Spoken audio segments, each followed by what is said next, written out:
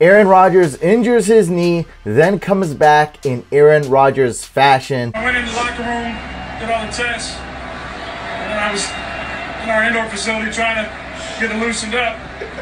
I knew once I got back on the field, the adrenaline started going, I'd be able to hang in there. What was the injury? My knee. And wins the game. 7 NFL head coaches made their head coaching debut, and all 7 took an L. We all saw this happening. Ryan Fitzpatrick, 5 touchdowns, 4 passing, and 1 rushing. I mean, who didn't see this happening? Let's go on to the best fantasy football show, everybody. That's the weekly waiver wire pickups by Fantasy Couch.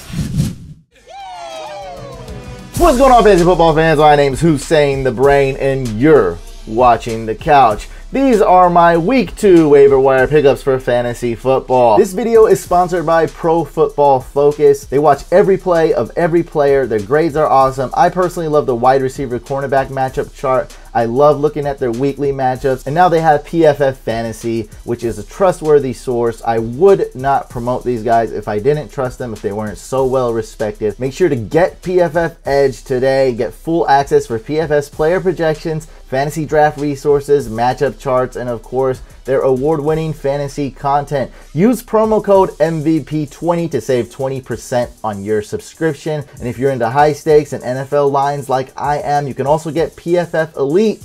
That's what I got. So make sure you guys sign up at profootballfocus.com and use promo code MVP20 to save 20%. Join PFF Fantasy today and prepare to win. Also, guys, it'll really help support this channel. Thank you so much. If you're not educated on the Ryan Fitzpatrick cycle, let's start off with the one at the top left over here. Get released. So the Jets and Ryan Fitzpatrick part ways. Then he gets signed as a backup to the Buccaneers. Then Jameis Winston hops on top of a Uber and grabs some crab legs, whatever he does. So he doesn't necessarily get hurt, but he does a series of dumb stuff, to say the least. Gets suspended. Ryan Fitzpatrick becomes the starter, plays very well. He fools us, he fools fantasy owners, he fools the organization. He gets paid, then he sucks, then he gets released. I don't know how much longer this cycle can continue. Maybe he'll continue till he's about 47 years old. We don't know, but Ryan Fitzpatrick, Ryan Fitzmagic, whatever you want to call him, is on fire. And I hate to say it, but he's probably worth a waiver wire pickup. And Jameis Winston may not be the starter for the Bucs anymore. Let's go into the waivers. Lots of waiver wire pickups this week. Not too many quality ones, but there are some quality ones that will help you at every single position. That's what we do every week. Every single position, including kicker and defense, every single type of league. Deep league, dynasty league, PPR, shallow leagues.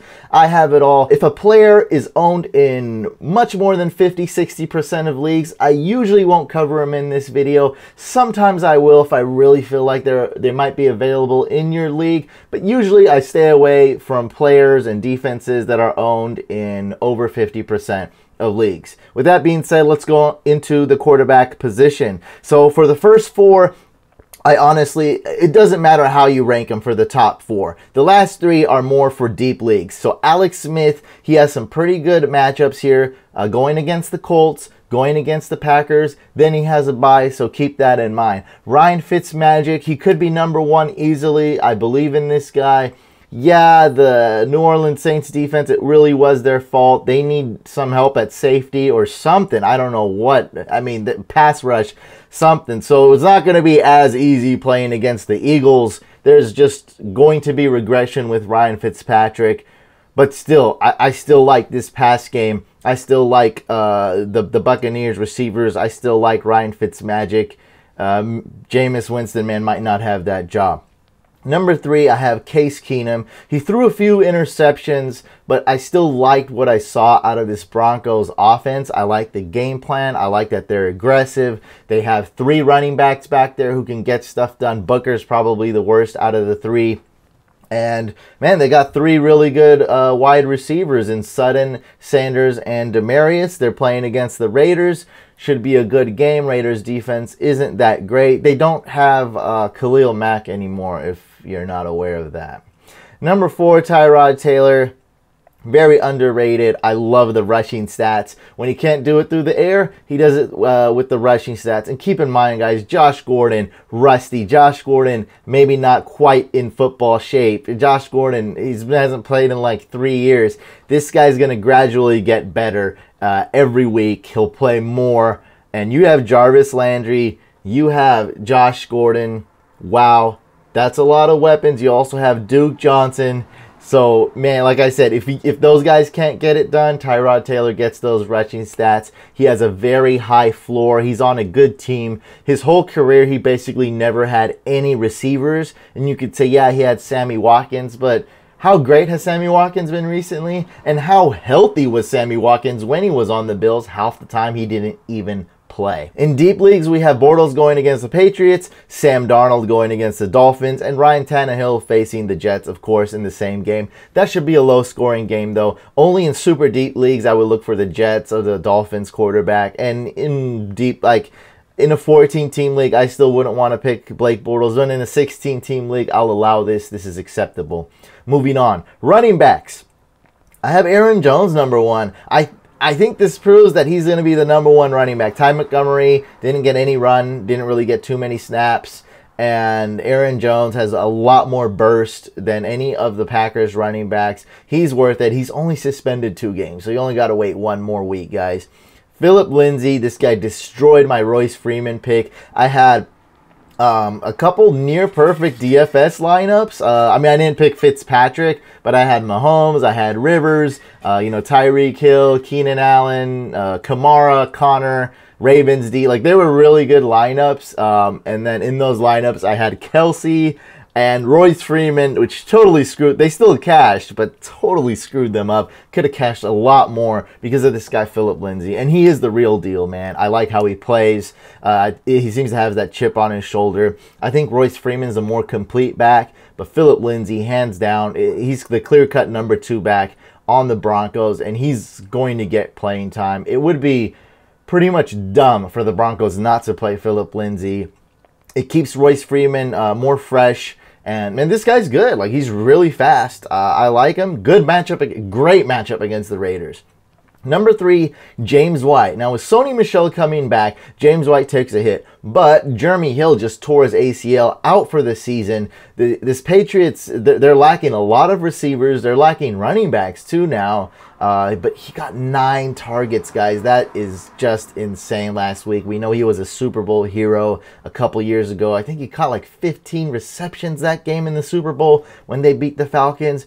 James White, pretty much a must-add in PPR formats. There's really no way around it. You don't have to start him, but you have to have him as like a RB4, I'd say, in PPR leagues. Kind of crazy that he's available in like over 40% of leagues. Austin Eckler, 5 carries, 5 receptions. Running backs are scarce, guys. Load up, get an RB4, get an RB5. It's going to be important. RBs go down a lot. It's hard to find a running back that starts or gets any snaps at all.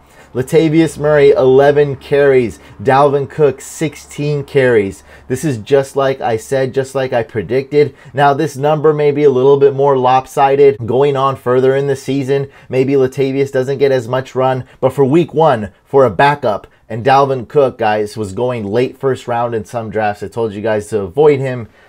That's not good. 16 carries versus 11. This number will continue. Like I said, it may not be as close. It may be more lopsided. Like Latavius might get 7 carries, 8 carries, 9 carries, as opposed to double digit, but he may vulture a touchdown though. Number 6, I have TJ Yeldon. You might be wondering why he's ranked so low on this waiver wire list. He's worth an add in a lot of leagues. The Fournette's injury seems to be very minor. At the same time, I mean, there's two sides of the coin here. Fournette also may get re-injured. He is injury prone. So TJ Yeldon, worth an add. Probably won't have much value unless Fournette gets re-injured again. I don't have much information on Fournette's injury. Maybe by the time I upload this, there'll be more information. But if I had to guess right now, Fournette should play week 2. Then number 7, we have Nyheim Hines, the guy that I was high on as a sleeper pick with upside. Of course, risky. Like I said that. He's going in round 12 to round 20. He's not getting drafted. And then he embarrassed me, made me look really stupid. He fumbled 4 times, and now he's relevant again. Now, when Marlon Mack comes back, his value is going to take a hit.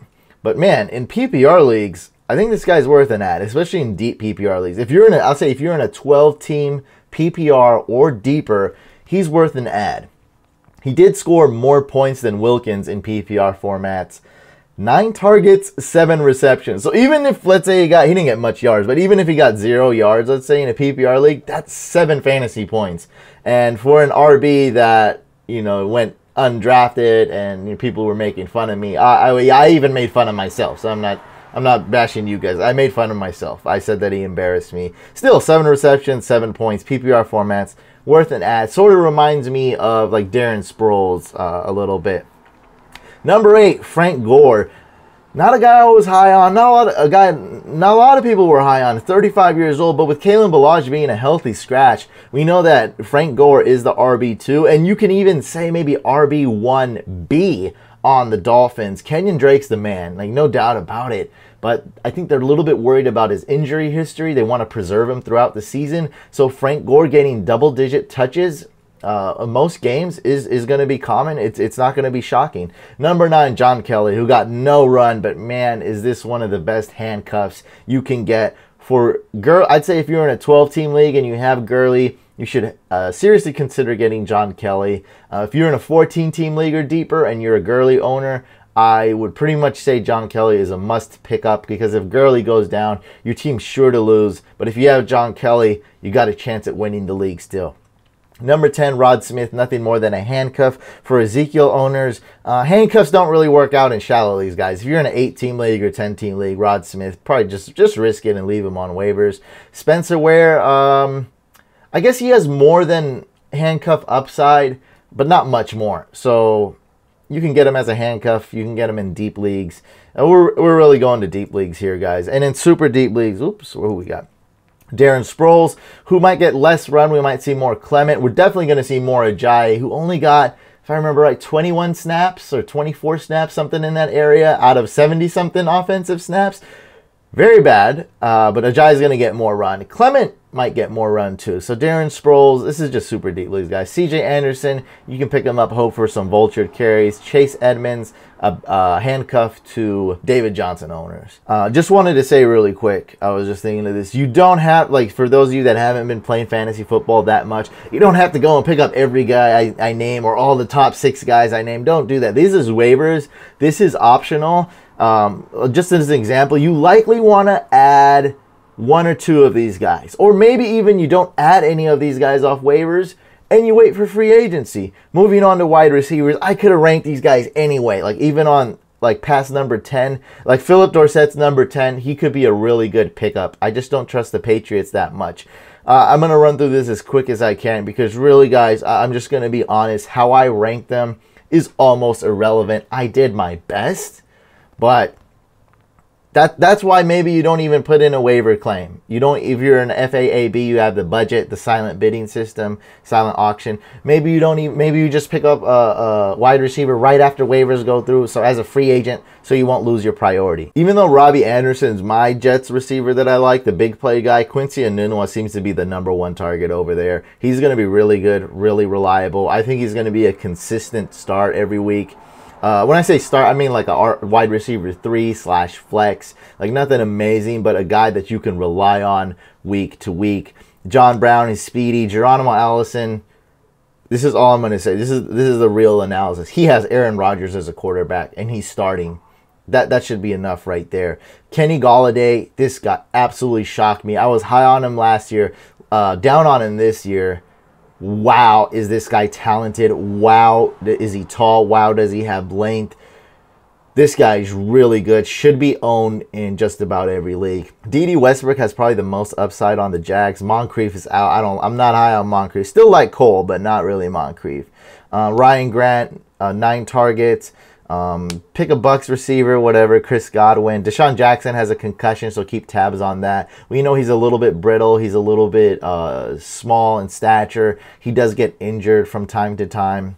Gets injured at least once every other year, I'd say.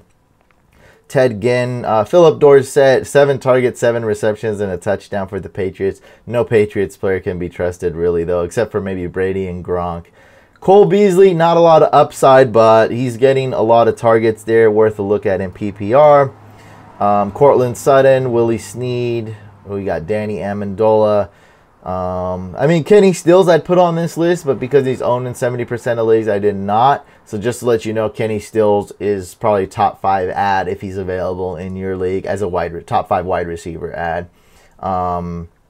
Brandon Marshall, Doug Baldwin could be out 2 to 4 weeks. He can catch some touchdowns.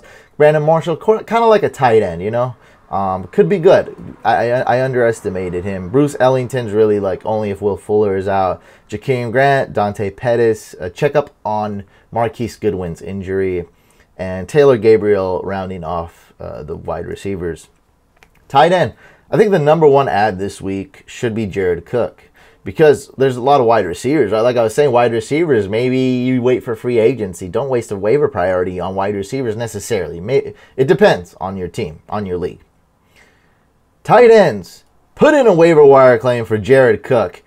Wow, man, this guy was just beasting. And we need tight ends, man. Delaney Walker out, right? He's done for the season. Greg Olsen's injury looks really serious. He could be out for several weeks. He's gonna miss multiple weeks for sure, but could be out even longer, guys. It's the same foot he surgically repaired. Not looking good for Greg Olsen. Jared, in a land of very few tight ends, remember Hunter Henry injured himself. He's out for the season. Antonio Gates is 38 years old or something. There's just not a lot of tight ends out there. Jared Cook, he's the man. #2, I have Eric Ebron. I see him getting a lot of targets, a lot of receptions. Andrew Luck loves to spread the ball, but he's going to go to Hilton. He's going to go to Grant. He's going to go to Doyle a lot, and he's going to go to Eric Ebron. I don't know what order it's going to be. Every week it's going to change up.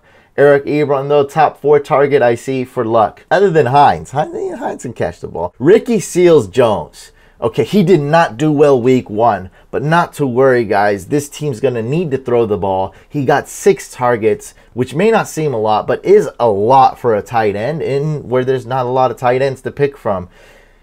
If the Cardinals can improve a little, like they were atrocious. If they can improve a little bit, I love Ricky Seals-Jones. Hayden Hurst, very good pickup in if you have an IR spot. I'm going to go through these really fast because we're getting into deeper leagues. ASJ, not really that good unless you're in a deep league. Mike Gesicki, I love this guy's upside, but he seems like he's going to touchdown or bust every week. Not a guy who's going to catch 7 receptions, 6 receptions. Not going to happen. He's a rookie. In a deep league, though, or as a tight end, too, I do like him. Probably more valuable in non-PPR leagues because he's not going to get a lot of receptions. A guy like Ricky Seals-Jones, though, might get more receptions, let's say, than Mike Gesicki. A lot of tight ends are pretty much touchdown dependent. It's just natural with the position. Jonnu Smith, Delaney Walker's backup. Don't know much about him. He's got some upside. Let me know if you guys know much about Jonnu Smith. I got him on here. Probably not going to do that well. Also, Mariota has an elbow injury, so don't know how that's going to go. I don't know. I mean, we're getting into really deep territory here. Vernon Davis, kind of a handcuff to Jordan Reed in deep leagues. Benjamin Watson, he is 37 years old. Ryan Griffin, I like Ryan Griffin. 5 targets, 0 receptions. If Watson plays better, I think Ryan Griffin's going to be the starting tight end, the receiving tight end there. I do like him in deep leagues. Vance McDonald, keep tabs on him. Once he returns, he could be a big target for Big Ben. Big Ben's also hurt, by the way, guys, so keep that in mind. Will Dissly, yes, this was very important. This is a very important guy I had to talk about. I thought I had more tight ends. So with Doug Baldwin out 2 to 4 weeks, Dissly does have a lot of value. Why didn't I rank him high? Because when Baldwin comes back, when he comes back, if he comes back earlier, Will Dissly is he a more one-game wonder or a great tight end? He's more in the one-game wonder territory. Yes, there's 2 sides of the coin, but the plays that Dissly made were like these, like this Sean McVay type plays, fake handoff, roll out, and Dissly was wide open. So this is more of a one game wonder. and I probably would not, like 90% chance, depending on what league you're in, unless you're in a deep league or super desperate, 90% chance, guys, you're not putting in a waiver claim for Disley. Maybe pick him up off free agency if he's available. Let someone else waste the claim on Disley. I could have ranked him higher, but I want to caution you guys. So there's two sides of the coin, but more of a one-game wonder. Starting tight end for the Cowboys, Swaim, I guess, Jake Butt. Can't run much, but got 4 touchdowns. This is super deep league, guys. We're talking about 20-team territory here. Backup for Greg Olsen. Know nothing about this guy, Ian Thomas. I need to do more research before I do these videos, I guess. But come on, who's giving you all these waivers? Come on, deep waivers, guys. Ian Thomas. And then Dallas Goedert, sort of like Vernon Davis to Jordan Reed. Ertz gets injured from time to time. You know, we love tight end handcuffs on this show, right? Moving on to defenses. The Texans, man, love this defense going against the Titans, especially if Mariota is out. If Mariota's out, they're going to struggle. If Mariota's far from 100%, they're going to struggle. Love the Texans D. Texans D this week and long term, by the way, guys. Bears D this week and long term. More long term. Bears D should be owned in every league. They got Khalil Mack. This is huge, guys. I mean, come on. Like, don't Khalil Mack is a top 5 defensive player in the league. I don't even separate him from guys like Bosa or Von Miller. I just put him up there with those guys. Like, he is up there with those guys. He is elite, top 5 defensive player. He's amazing. He's gonna make the I already had the Bears D as like top 11 or something, and I love the Bears D. I just was afraid of their schedule with with Khalil Mack. They're going to be really good. I have them as a top 6 defense before the season started, overall rankings, defensive rankings.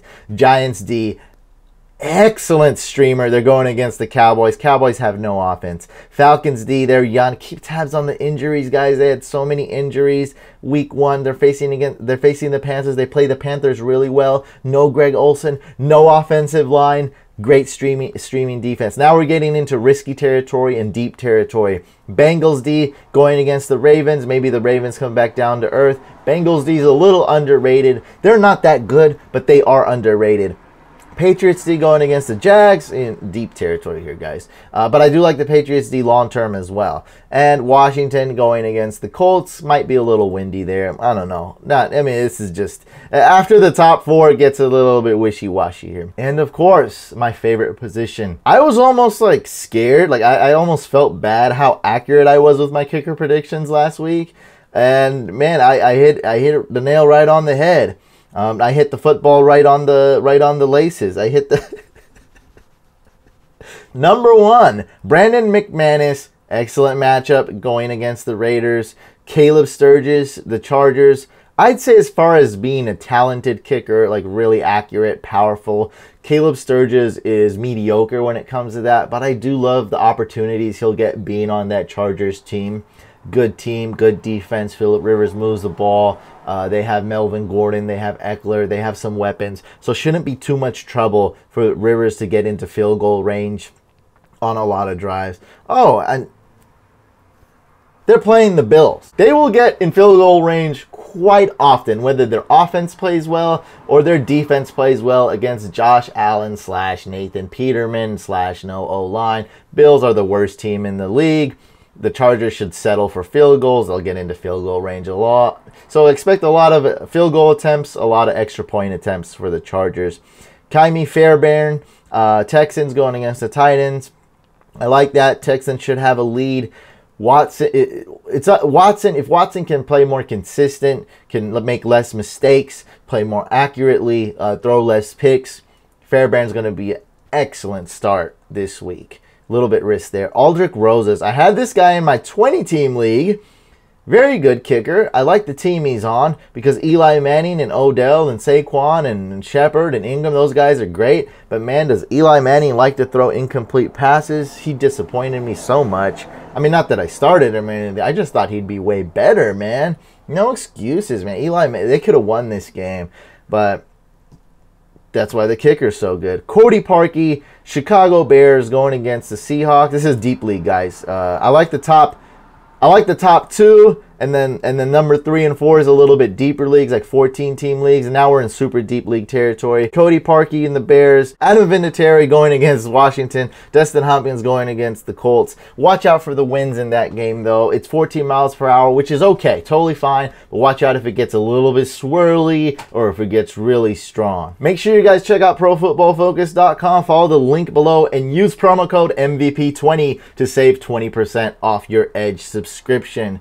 Make sure you guys leave comments below. Let me know if I missed any waivers. Sometimes I miss 1 or 2 and you guys really help me out. I try to keep these videos very extensive, so please leave a comment, like the video if you enjoyed it, dislike if you didn't, hit that couch icon to the side of me over here. Make sure you subscribe to the YouTube channel. It really helps me out, guys. And if you can, hit that bell icon so you won't miss any future videos. We'll be doing hashtag hack my lineups. We'll be doing DFS videos. Crushed it last week in DFS. I'll see you guys on the next video / live stream.